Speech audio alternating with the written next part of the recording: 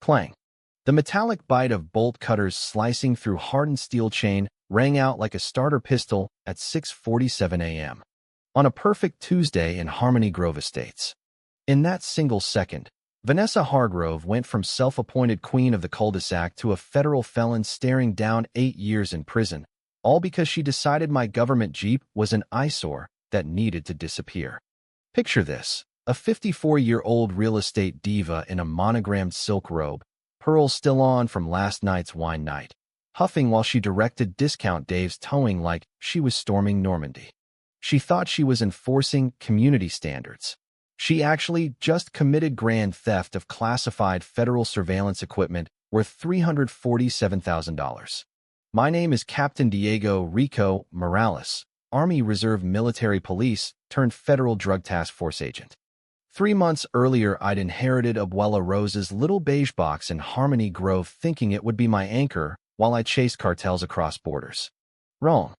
Harmony Grove is the kind of place where every lawn is shaved to military precision, except they'd fine you for actual military precision if it looked too aggressive.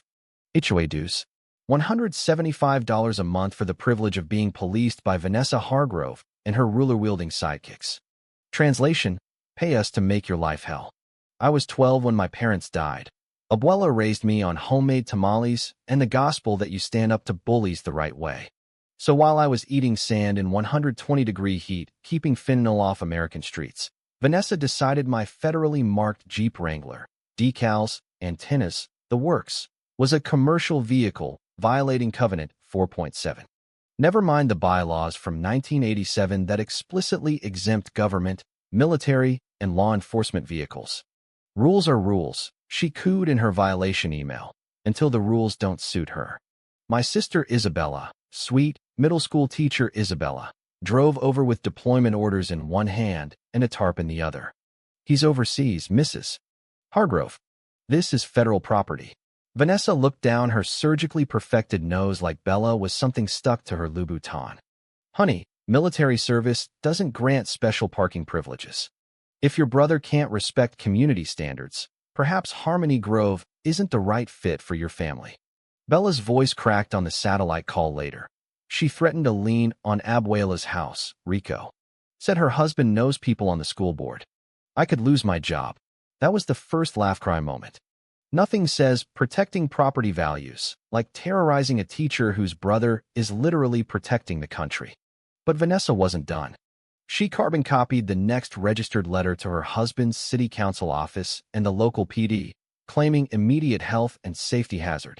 The tow truck started circling like a shark. I called JAG from a desert tent that smelled like diesel and regret. Staff Sergeant Patricia Williams read the file and actually laughed, the kind of laugh that promises pain. Rodriguez, this isn't an HOA violation.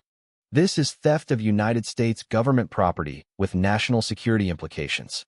You just handed me a felony on a silver platter.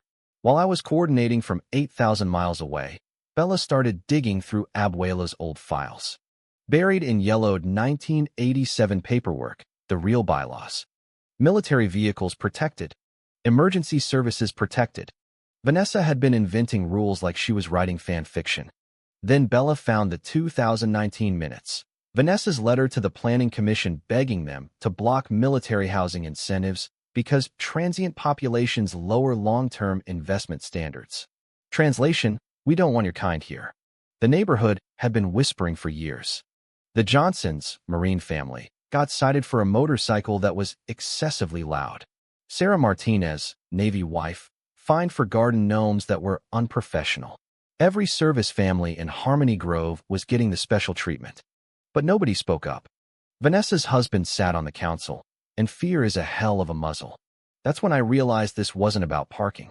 This was organized harassment dressed up in pastel cardigans and for the children language. And I specialize in dismantling criminal organizations.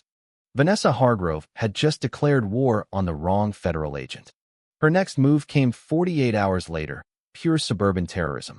Another letter demanding removal within 24 hours or emergency towing at owner's expense. Bella called me in tears. The tow truck is circling again. The driver keeps eyeing the federal decals like they're radioactive. I could hear Abuela's old vanilla candle still burning in the background, the one smell that always meant home. I remotely activated the Jeep's security suite, motion sensors, infrared, encrypted GPS. Data started pouring in.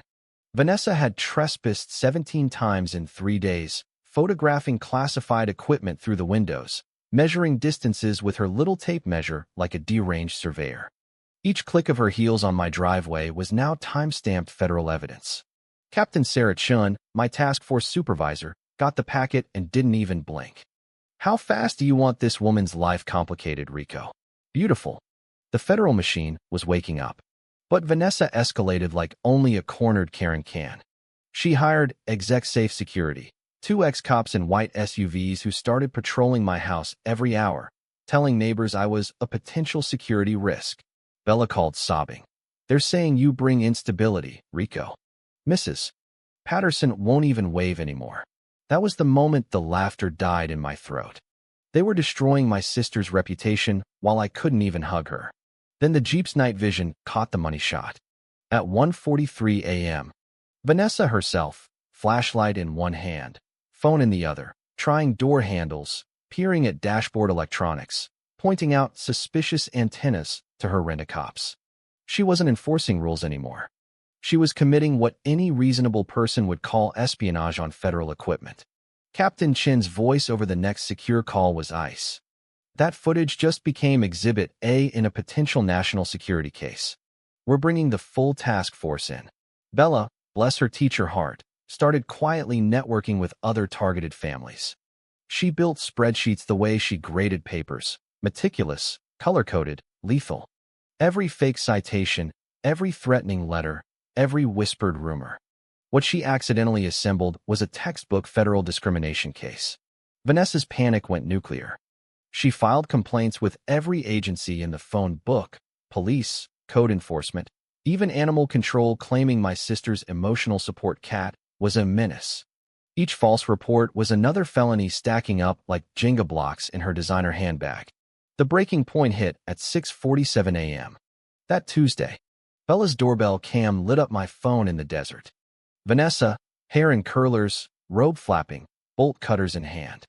The tow driver took one look at the federal markings and backed away like the Jeep had Ebola. Lady, this is government property. I'm not touching it. Vanessa lost it. I am the HOA president. I have legal authority. Clang, clang, clang. 3 perfect cuts. Chain hit the ground. She waved the new gate keys like a deranged scepter. If he wants his precious military toy back, he can follow proper procedure. That meltdown was captured on 4 different cameras. Bella's, mine, Mrs. Patterson's ring, and the Jeep's own system. When she changed the community gate locks to block federal agents, she added obstruction of justice to her resume. By 10 a.m., the neighborhood had had enough. 72-year-old Tom Henderson, Vietnam vet, planted himself in front of the Jeep with an American flag. You want this boy's vehicle, you go through 30 of us first. Mrs. Patterson brought coffee. Other vets showed up with lawn chairs like it was a block party protest. Vanessa called the police claiming armed militia. The responding officers took one look at the federal decals, the bolt cutters still in her hand, and the live stream Bella was running, and just sighed. Ma'am, you might want to call a lawyer. Federal marshals arrived with lights and sirens.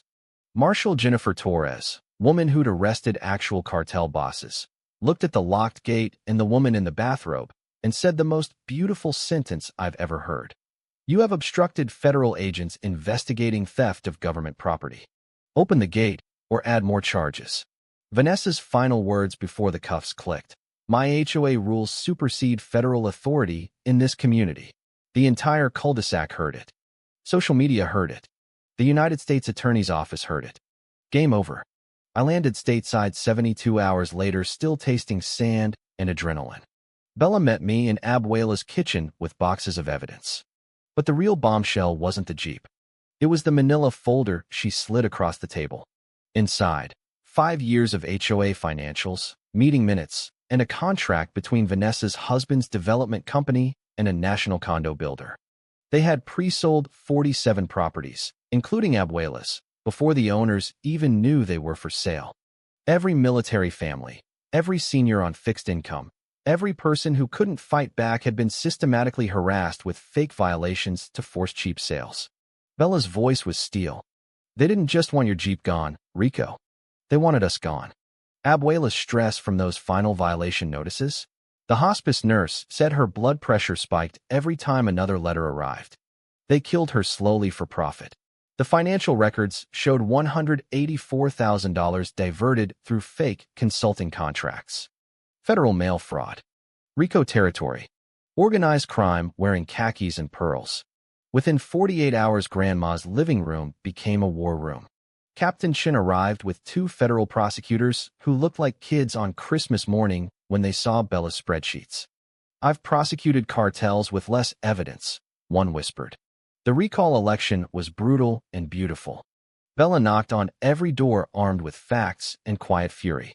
67% of homeowners signed the petition in 72 hours. Vanessa showed up to the emergency meeting in full real estate armor, power suit, heels, fake smile cracking at the edges. Bella took the gavel as interim president. First order: freeze every account pending federal audit. The silence when those accounts locked was sweeter than any tamale. Vanessa's desperation turned criminal. She was caught at 3:17 a.m. burning documents in our backyard, caught on federal surveillance now watching her every move. Her car got vandalized with military scum spray paint. She did it herself for sympathy, we later proved. She tried bribing Bella with $50,000 in a grocery store parking lot while federal agents filmed from an unmarked sedan. Each new felony just tightened the noose. The public reckoning happened in the community center packed beyond capacity. News crews, congressional staffers, military families from 3 states. Vanessa arrived late, husband shuffling behind her like a broken man. Bella spoke first, voice steady. "For 5 years these people used our trust to wage war on military families. They fabricated rules, stole community money, and tried to erase the very people who protect this country." Federal prosecutor Rebecca Martinez stepped up with evidence boxes. "The United States has overwhelming proof of theft of federal property, civil rights violations, witness intimidation, embezzlement, and obstruction." Then I took the mic, feeling Abuela in the room. Vanessa Hargrove thought she was cutting the chain on some soldier's toy. She actually compromised active cartel investigations, endangered national security, and declared her HOA above the United States government. The gasp from the crowd was audible on live streams. Marshal Torres moved in with cuffs. "Vanessa Hargrove, you are under arrest." The click echoed like the bolt cutters in reverse. 18 months later, Vanessa is serving 8 years with no parole and $647,000 restitution. Her husband got 6 years and lifetime ban from public office. Their development empire collapsed under $3.2 million in settlements. Bella rewrote the bylaws. The new Military Family Bill of Rights is now a national model. The house where Vanessa once lived is now a veteran memorial park, kids playing on swings where rulers once measured grass. Property values rose 31% once the fear left. Every morning I walk Abuela's kitchen and hear her voice, "Stand up to bullies, Mijo the right way." So tell me, right or wrong, was Vanessa Hargrove just one overzealous HOA president enforcing the rules, or did the entire system that hands unchecked power to people like her make her crimes inevitable? Drop your verdict below, because the next Karen with bolt cutters might be coming for your driveway next.